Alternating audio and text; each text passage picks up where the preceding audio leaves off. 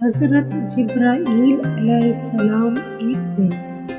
حضرت ابراہیم علیہ السلام کے پاس آئے اور اللہ تعالیٰ کی وحی پہنچا کر اپنی طرف سے عرض کیا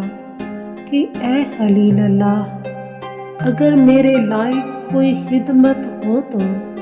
فرمائیں تاکہ میں بجا لاؤں، اگر کوئی حاجت ہو تو بتائیں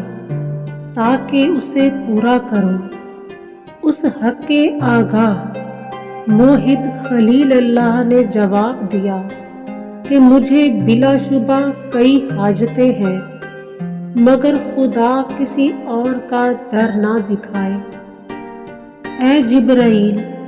بتا کہ بندے کی وہ کون سی حاجت ہے جس کا خدائے مالک و رزاق کو علم نہیں، جب وہ میری تمام ضرورتوں کو جانتا ہے